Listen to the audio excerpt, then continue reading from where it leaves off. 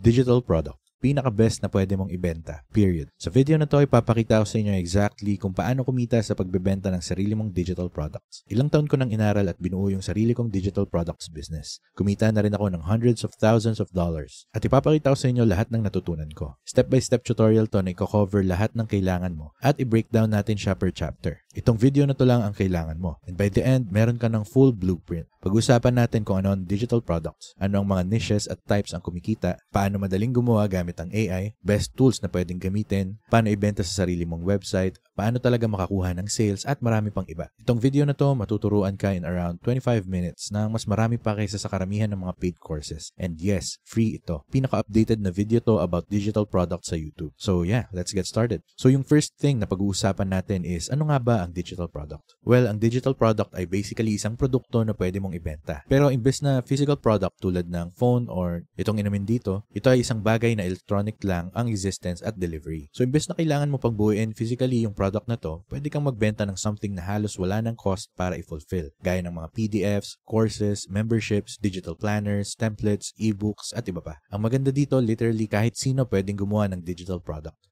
At halos wala ka pang gastos para makapagsimula. Kaya nga isa to sa mga pinaka-best na pwedeng simulang ibenta ngayong 2025 and beyond. Ito rin yung sinasabi ng mga tao na easy mode na pagkita online ngayon. And yes, it's because of digital products. So napag-usapan na natin ng konti yung difference ng physical at digital products. Pero this time, i-compare na natin talaga sila. Unang point, cost to build. Yung cost para gumawa ng digital product halos wala. Pwede kang gumamit ng tools like Canva, K, Typo, Set para makagawa ng magagandang PDFs and more. At yung mga tools na yan ay basically free or nasa around $20 to $30 per month lang. Pero on the other hand, physical products pwedeng umabot ng thousands of dollars just to build your first one. Mas mataas din ang risk kasi wala kang kasiguraduhan kung mabibenta siya. At kung umorder ka ng marami tapos hindi pala mabenta, lugi ka talaga. Yung isa pang major difference is the cost to fulfill. So obviously, pag digital products, ang kailangan mo lang gawin is i-email yung access code, PDF file, PNG file, or kung anumang file yon. Kaya basically, zero na yung fulfillment cost mo. Pero syempre, pag physical products, kailangan mo talagang ipadala yung item. You need to deal with logistics, UPS, FedEx, or kung anumang courier. And that's just one more hassle. Kaya para sa akin, ito yung isa sa mga main reasons kung bakit mas okay talaga ang digital products, lalo na sa mga beginners. Yung complex na fulfillment ang sumisira sa maraming bagong physical products business. Kaya for me, hindi worth it para sa karamihan na dun agad magsimula. Kung gusto mo talagang matuto, mag-start ka muna sa digital products para mag-gets mo yung flow ng lahat.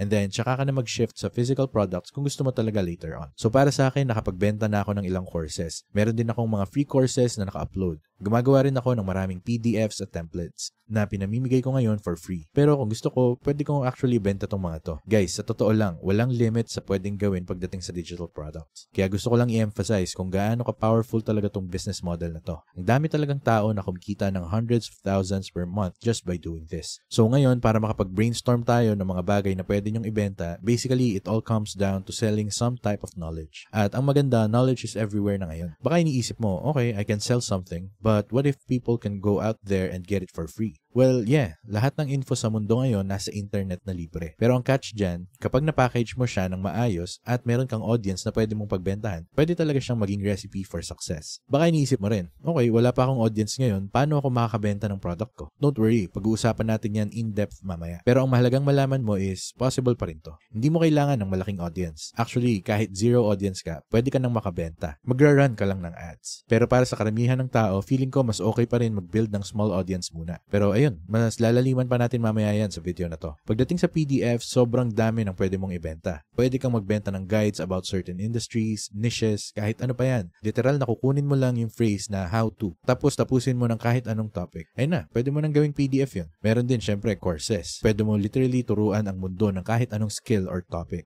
Kunwari ako, nagkaroon ako ng YouTube course na nagtuturo kung paano mag-start ng YouTube channel. At malamang meron kang skill na akala mo basic lang. Pero in reality, maraming tao ang hindi pa rin marunong. And willing silang magbayad para sa isang lugar na maayos, naka-organize lahat ng info. Kaya ang pagkakaroon ng course, sobrang solid talaga. Yung mga klase ng courses na pwede mong gawin, endless talaga. Kaya ang suggestion ko, kuha ka lang ng papel, magsulat ka ng mga ideas na related sa mga bagay na gusto mo or magaling ka. Tapos tignan mo kung pwede mo siyang gawing course. Isa pa sa mga solid na digital products ay yung digital planners at templates. Madali lang siyang gawin, pero malaki talaga yung value na pwedeng ibigay sa mga bumibili. Kunwari, gumagawa ka ng daily accountability template. Pwede mo tong ibenta sa mga taong gustong maging mas productive. At kung ibenta mo to ng, let's say, 500 pesos or $10 each sa 2,000 katao, boom, 1 million pesos or $10,000 na halos pure profit. Pwede ka rin gumawa ng membership site. So, ito yung parang community na pwedeng paid or free. Pwede kang gumawa ng free community. Tapos, dun mo na lang ibenta sa audience mo, which is actually ginagawa ng maraming tao. Or pwede rin may monthly access fee para makasali sa community mo. Nabanggit na rin natin yung templates kanina. Pero kunwari, yung budgeting template, sobrang dali gawin nito lalo na kung nasa finance niche ka. At ayun, kung i-google nyo lang yung what are the best digital products to sell. Grabe, sobrang daming lalabas na listahan. Maglalagay din kami ng ilan sa screen ngayon para makita nyo. Pero ang totoo, unlimited talaga ang options. Meron ding ebooks. So pwede kang magsulat ng buong ebook. Pwede mong gamitin si ChatGPT para tumulong sa pagsulat. Tapos ibenta mo siya as a PDF file. Sasabihin ko lang din, sobrang importante na mag-stick kayo sa isang niche. Huwag kayong mag-attempt na gumawa ng business na nagbebenta ng kung ano-anong digital products sa iba't ibang industry. Di talaga yan mag-work. Kaya gusto kong i-emphasize, stick to one niche. So once na meron ka ng idea kung anong klaseng digital product ang gusto mong ibenta, next step na is to build your website. Kasi kailangan mo talaga ng lugar kung saan mo siya ibebenta. Now, sobrang daming options out there. Nasubukan ko na halos lahat ng platforms na meron. Pero para sa akin, yung pinaka-affordable at easiest na way para magsimula is to make a website gamit ang Hostinger. Meron silang AI website builder na pwede kang makagawa ng website in just minutes. Magandang itsura, super professional, at ang cost niya ay around nasa $3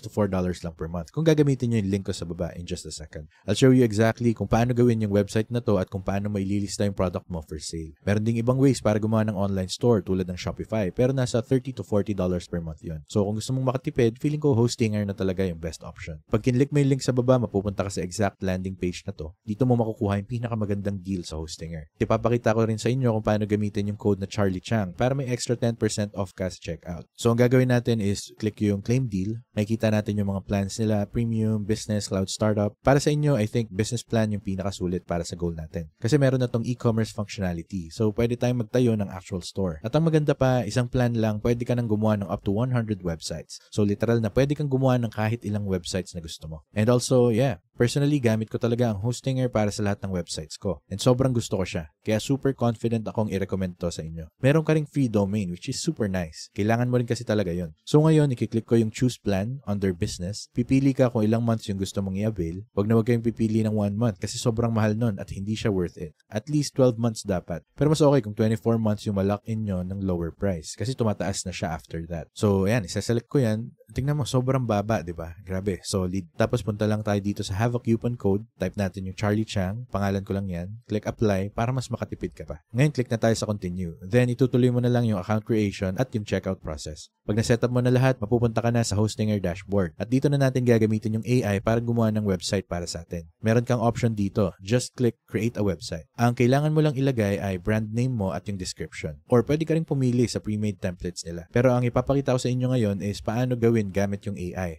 Kasi gusto nating makatipid ng oras. So ayan, for example, Charlie Creator Consulting. I help creators monetize their following. I sell digital products that teach people how to monetize their audience. Automatic na niyang isa-suggest yung online store. So iiwan lang natin na nakaselect yan para ma-enable natin yung option na makapagbenta tayo ng products. Then i-click natin yung create a website. Cool. So, ngayon, nakagawa na siya ng first draft ng website natin. Basically, pwede mo nang palitan yung color palette dito. Pwede mo ring i-browse kung okay na ba siya. At kung gusto mong ulit-ulitin or ipa-regenerate, pwede mong i-click yung button na to. Pero para sa akin, okay na to. So, i-click ko na lang yung continue. Pag nag-continue ka, may kita mo dito na pwede na tayong mag-setup ng store para ma-input yung products na ibebenta natin. Mamaya na natin gawin to after ko ipakita sa inyo kung paano gumawa ng digital product. Pero anytime, pwede kang pumunta dito sa edit website at dadalhin ka nito sa Hostinger website builder mismo. Super easy gamitin to para mag-edit at mag-build ng site mo. Basically, lahat ng gusto mong palitan, double-click mo lang, tapos na. So, kunwari, gusto kong palitan tong text na to. Pwede ko siyang i-edit agad. Pwede ko ring i-edit yung ibang text dito. Pwede rin tayong gumamit ng AI writer para tumulong gumawa ng content. Para makatipid tayo ng oras. Pwede rin nating palitan yung formatting ng text. Yung button, click mo lang yung edit button. Tapos, pwede mo nang i-customize. Lahat ng general na bagay dito, style, animation, layout, pwede mong i-adjust kung gusto mo. Ito namang image sa hero banner, pwede mo rin palitan to. Click mo lang yung edit section. Tapos click replace image. Pwede ka rin gumamit ng AI para gumawa ng image or i-upload yung sarili mong photo. Si Hostinger, maraming free images na pwede mong gamitin. Pero for now, hindi ko muna gagalawin to kasi ayokong sayangin yung oras. Ayan, browse mo lang yung iba't ibang section sa page. Kapag meron kang section na ayaw mo, click mo lang yung trash can icon na to at mawawala na siya. Kung nagkamali ka naman, Apple Z or Control Z para i-undo. Pwede rin nating ilipat-lipat yung mga sections gamit yung mga arrows na to. Pwede rin nating silang i-duplicate kung gusto natin ng copy ng section. Syempre, pwede rin tayong mag-generate ng iba't ibang images. At pwede rin tayong magdagdag ng bagong sections. Kunwari, gusto nating maglagay ng About Me section. Punta lang tayo sa tab na About, tapos may kita mo na ang daming professionally made templates na pwede mong gamitin. Pili tayo ng something like tong isa. Click natin. At automatic na siyang may insert sa page. Syempre, papalitan natin yung text gamit yung sarili nating content. May kita mo rin na may pre-filled client feedback na kasama sa page na maganda rin talagang idagdag para sa credibility. Super helpful talaga and sobrang nakakatipid ng oras. Honestly, hindi na practical gumawa ng website nang hindi gumagamit ng AI. Pag ready ka na, i-connect mo na yung domain mo. Ito yung free domain na makukuha mo kapag nag-sign up ka sa plan. Then, click mo lang yung go live. Pag na-click mo na yun, live na agad yung website mo and pwede mo na itong i-share sa ibang tao. Pwede mo na siyang i-send sa friends mo or gamitin for your business. May kita mo rin sa left side na ang daming AI tools na pwedeng gamitin. Pwede mong gamitin ang mga tools na to para gumawa ng mga copy na kailangan mo sa website mo. Like headings, descriptions, and more. Kung gusto mong i-manage yung different pages ng site mo, click mo lang tong button na to and ito na yung main navigation na lumalabas sa taas ng page. Pwede kang mag-create ng new pages. Pwede mo ring i-delete yung mga existing pages kung gusto mo. At kung gusto mo naman i-customize yung store, i-click mo lang yung button dito. Tapos, i-go through natin yung steps. Pero gagawin ko yan in just a second. Now, of course, pagdating sa pagbebenta ng digital products, importante yung website mo. Importante rin kung paano mo siya ibebenta. Pero syempre, kailangan muna natin ng digital product na ibebenta. So ngayon, ipapakita ko sa inyo kung paano makakapagsimula gumawa ng digital product ng mabilis at madali. I'll show you a couple of ways kung paano siya gawin. Unang way ay gamit ang Canva. For sure, narinig mo na tong Canva. Isa siyang free-to-use website na pwede mong gamitin pang design ng kahit anong PDF or document. Meron din silang paid plans kung gusto mo ng premium features pero hindi siya required. For example, ito yung PDF na ginawa namin for one of our businesses. Sobrang dali niyang gamitin. I-click mo lang yung plus icon then create a design. Pwede kang pumili mula sa iba't ibang templates or gumawa ka ng custom-sized document kung gusto mo. So ayan, ito yung content-led SEO playbook na ginawa namin. Around 203 pages siya. At gamit ang Canva, super easy talagang gumawa nito. Drag and drop lang talaga ang Canva. Kaya sobrang dali. Kahit anong text, pwede mong i-edit agad or gumawa ng bagong text. Kunwari, gusto kong magdagdag ng text, punta lang ako dito sa text. Click add the text box. Tapos ayan, pwede na tayo magsulat ng kahit ano. Lagay tayo ng test text dito. Kung gusto mo naman, ilipat-lipat yung text, i-drag mo lang siya kahit saan. Kung gusto mong burahin, click mo lang yung trash can icon. Pwede rin tayong mag-insert ng elements at dito nagiging powerful ang Canva. Pwede kang mag-search ng kahit anong element.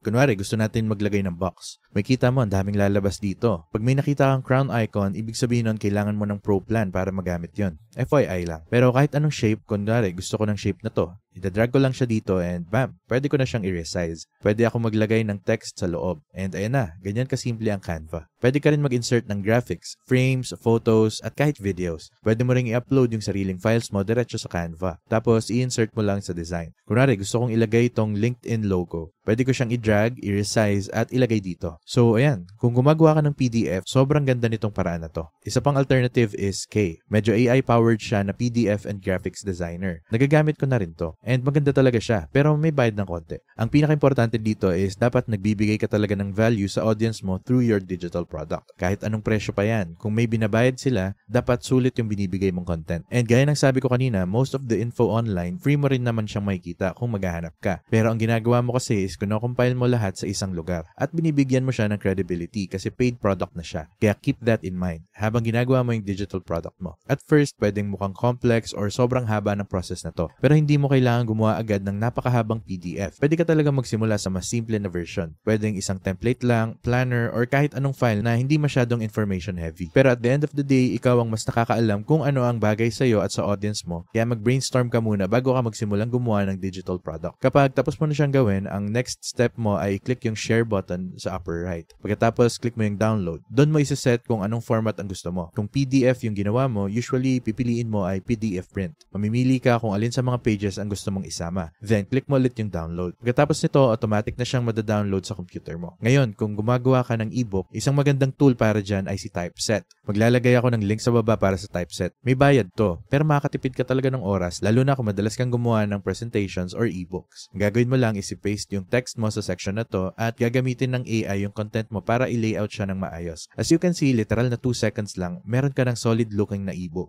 At least yung foundation nito. Pwede na tayong magdagdag ng photos at kung gusto natin, pwede rin natin palitan yung formatting. Pero para sa akin, ayos na to. At yun na nga, 2 seconds lang talaga tong ginawa. Anytime gusto mong mag-insert ng media, kunwari sa page na to, click mo lang yung button na to. Then, pwede ka nang mag-drag and drop ng images. Pwede ka rin mag-search, kunwari, partnership. Then, click mo yung search. Lalabas lahat ng free photos from Unsplash na pwede mong gamitin. Okay, maybe hindi lahat ng images perfect. Pero let's go ahead and select something like this. Click Add One Image and automatic na ilalagay yan ng AI. Pwede mo ring i-adjust kung paano siya lalabas. Pero sa tingin ko, okay na rin yung itsura nito. Pag tapos mo na lahat, punta ka lang dito. I-click natin yung preview tapos titingnan ko lang kung okay na lahat. Mukhang maganda naman. So ngayon, i-click natin yung export dito sa side. Pipiliin natin yung PDF portrait. Okay, good. Then, click Export Selected. Alam nyo naman, sobrang maliit na example lang talaga to ng mga digital products na pwede natin gawin. Hindi lang tutungkol sa paggawa ng PDFs. Ang dami pang ibang klase ng digital product. Gusto ko lang ipakita sa inyo ng mabilis kung gaano kadaling gumawa. Lalo na ngayon, ang daming AI tools na available. Grabe, sobrang amazing talaga. So ngayon, babalik na tayo sa website natin at ipapakita ko sa inyo kung paano natin ilalagay yung PDF na ginawa natin sa website. Sa gantong paraan, pwede na agad natin siyang ibenta. Balik tayo sa website builder. Tapos, click natin yung Manage Store. Ito yung button na nandito. Ang marerecommend ko, sundan nyo lang yung checklist na makikita nyo. Click natin yung Add a Product, tapos piliin natin yung Digital Products since yan yung binibenta natin. Now, yung first section natin ay yung media. Ito yung lalabas sa actual product page. So, ang ginawa ko, nag-screenshot ako ng cover page ng PDF natin. I-open ko na siya dito. Basically, magiging preview image to ng PDF natin. Next, papangalanan na natin yung product. So, ilalagay ko SEO Content Strategy Playbook. Pwede rin tayong maglagay ng description dito. Gagamitin ko muna yung AI writer saglit. Type lang natin SEO Content Strategy Playbook. Then, click Generate Text. Okay na muna yan for now. After that, magsaset tayo ng price. Let's say, gusto nating ibenta ng $10.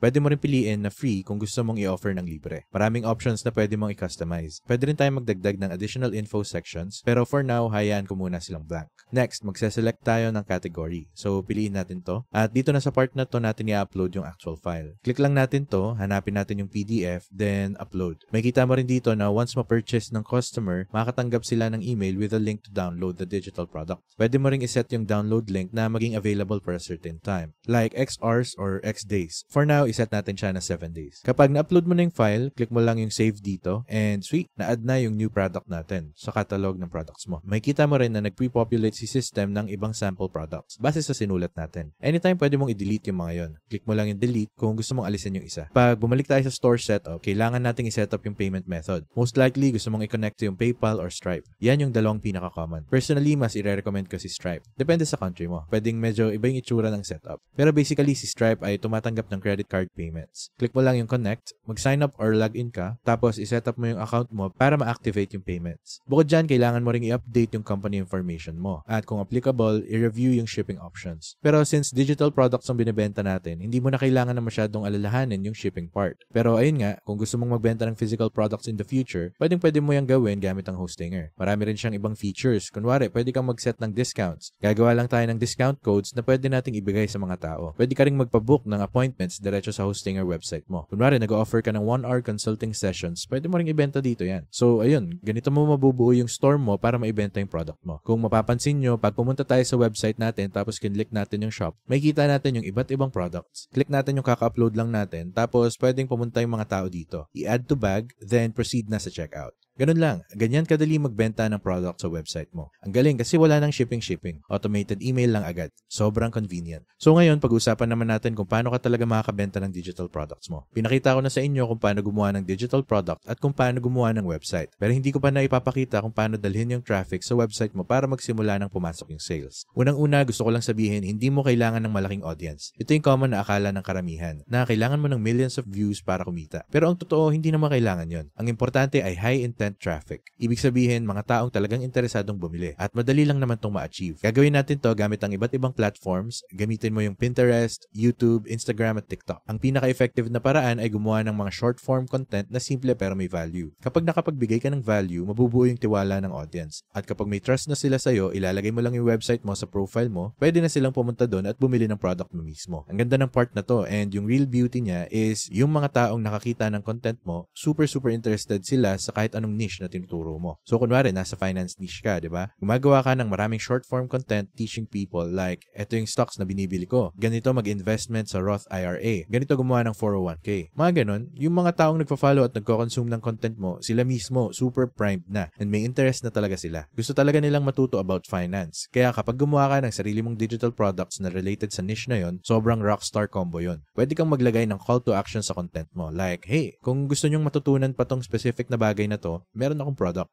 Check nyo, nasa store ko siya. Nakalink sa bio. Ang maganda pa dito, isang beses mo lang kailangan gawin yung video, tapos pwede mo na siyang i-post sa lahat ng platforms. Ganito ka magiging omnipresent. Kailangan talaga i-maximize mo yung reach mo and maging as visible as possible. Ipapakita ko sa inyo yung example ng ilang creators na sobrang nagsashine gamit tong exact content strategy na to. So, yung una is si Minol Lee. Pag tinignan nyo yung reels niya, may kita nyo na sobrang ganda ng performance. And basically, ang niche niya is pagtuturo kung paano gumawa ng content. Ang dami niyang content na ganito rin ang style. And pag tinignan natin yung bio niya, may kita natin nakalink doon yung Content Academy niya. So pag kinlik niyo yun, mapupunta kayo sa website niya kung saan binibenta niya yung community access sa course niya. Isa pang creator na sobrang nakiklik din is si Nana. So basically, pag pumunta ka sa Instagram niya, may kita mo na marami rin siyang reels na nagtuturo kung paano gumawa ng content. Mga ganitong klase, you'll see na meron talaga silang sariling distinct na short form video style. Tapos pag tinignan niyo yung bio niya, may kita mo na ginagamit niya yung Stand Store, which is super nice din, and nandun lahat ng digital products niya. May kita nyo rin na similar sa sarili kong Instagram, ang dami kong ginagawang content. And pag pumunta kayo sa profile ko, kapag kinlik nyo yung links, makikita nyo meron akong resources page. Naka-build and hosted to sa Hostinger. So pwede rin kayong gumawa ng ganito. Nandito yung iba't ibang links. Yung iba digital products, yung iba affiliate links, but basically ito yung short form strategy ko. Habang gumagawa ka ng mas marami at consistent na content sa niche mo, unti-unti kang makaka-build ng audience. Pero guys, kailangan talaga dito is consistency. Hindi to mabilisang laro. You can't expect na magpo-post ka lang tapos biglang ang dami mong bagong followers and views. Sadly, hindi ganun gumagana to. Kailangan talaga ng consistent effort over time. Ito pa isang solid na page. Nagtuturo sila kung paano gamitin yung Notion para maging super organized ka. So, lahat ng content nila is how-to content about Notion. Tapos, pag kinlik mo yung link sa bio nila, mapupunta ka sa website nila kung saan binibenta nila yung mga templates at digital products nila. I'm pretty sure ito yung sobrang nagpa-perform ng business nila ngayon. May kita nyo na sobrang specific nila. Notion lang talaga, which is isang specific na software na ginagamit ng maraming tao. And right now, ang dami talagang tao na sobrang successful sa pagbebenta ng Notion templates. Gusto ko lang talagang ipakita sa inyo yung mga example ng ginagawa ng ibang creators. May kita nyo na basically sinusundan lang nila tong formula. Gumawa ng content sa mga platform na to, magbigay ng value sa audience mo, and make sure na yung value na binibigay mo is para lang sa specific group ng mga tao. Tapos meron kang digital product na pwede mong i-offer sa kanila. Yan yung winning formula. Kung ayaw mong magpakita sa video, okay lang yan. Pwede mo pa rin gawin tong exact content strategy na to kahit hindi ka nagpapakita. Pwede mong i-record yung screen mo or kahit anong ginagawa mo. Basta nagbibigay ka ng value sa niche mo. Hindi mo naman kailangan ipakita yung mukha mo kung hindi mo talaga trip. At kung ayaw mo talaga sa social media, okay lang din yon. Pero to be honest, magiging mas challenging lang siya. Pero pwede ka naman gumawa ng sarili mong website gamit yung Hostinger. Tapos imbes na gumagawa ka ng short form videos, articles naman ang gawin mo doon. Magtuturo ka pa rin ng mga bagay, isa lang to sa ibang paraan para magbigay ng value sa audience mo. Tapos pwede ka pa rin magbenta ng related na digital product. Pero yung strategy na website lang, syempre hindi kasing lakas ng may social media ka rin. Kasi mas mahirap ipakalat or pasikatin yung website mo kung wala kang social media presence. So kung kaya mo, yun talaga ang gawin mo. Mag-social media, gumawa ng videos, at mag-post ng mga pins sa Pinterest. Kasi to be honest, hindi pa ganun karami ang gumagamit ng Pinterest ngayon. Kaya hindi pa masyadong competitive. Kaya sobrang simple lang naman talaga yung overall strategy. Hindi siya ganun kahirap intindihin gaya ng nakita nyo. But yung challenging part is yung pagiging consistent at tuloy-tuloy na paggawa nito for a while. Ulitin ko lang din na kahit sobrang solid talaga ng digital products as in, probably the best thing you can sell right now, business pa rin to. So, kailangan mo pa rin ng time and consistency para makita mo yung results. Kaya kung gusto mong simulan to, wag ka ma-stress kung wala ka agad benta, normal lang yun. Actually, possible talaga na first few products mo, hindi sila ganun kabenta. And that's totally okay. As someone na entrepreneur, ang dami ko nang na-fail na businesses and projects. Part talaga siya ng laro. Pero yung pinaka-best part is, andito ka ngayon. Nanonood ng video, ready matuto. Gamitin mo tong mga natutunan mo para mag-build ng product mo. Tapos ibebenta mo. At kahit mag-fail ka pa, ayos lang. Pwede kang gumawa ulit ng bagong digital product. Mag-try ng mga bagong marketing approach or mag-experiment ng ibang content strategy. Ang mahalaga lang talaga is tuloy-tuloy ka lang hanggang may mag-click. Promise, kung gagawin mo to consistently over time, darating din yung time na may tatama talaga. Gusto ko lang i-emphasize ulit, sobrang ganda talaga ng mga digital products. Isa to sa mga pinaka-best na businesses na pwede mong simulan ngayong 2025 and beyond. And kung magsisimula man ako ulit ng panibagong digital product ngayon, ito mismo yung strategy na susundan ko. Sana nakukuha kayo ng value sa video na to. Alam ko medyo marami tayong na-cover na topics, so feel free na i-rewatch na lang siya. Pwede ka rin kumuha ng notebook at magsulat ng notes. Pero ang pinaka-importante sa lahat, mag-take ng action. Ni-encourage ko talaga kayo na simulan na. Gawin nyo na yung website nyo, simulan nyo na yung digital product nyo, alamin nyo na kung anong niche ang gusto nyong pasukin, at isipin nyo kung paano kayo makakapagbigay ng value sa ibang tao. Sundan nyo lang yung simpleng blueprint na napag-usapan natin. And I'm super confident na daan-daan or maybe libo sa inyo na nanonood nito ang kayang gumawa at makabenta ng sariling digital product ng successful. Kung nakakuha kayo ng value sa video na to, don't forget to hit that like button at mag-subscribe kayo for more content na ganito. Gumagawa ko ng mga videos about entrepreneurship, investing, at finances. Lahat ng yan para matulungan kayong mabuhay ng mas financially successful. Anyway, thank you so much sa time nyo and I'll see you in the next video. Peace!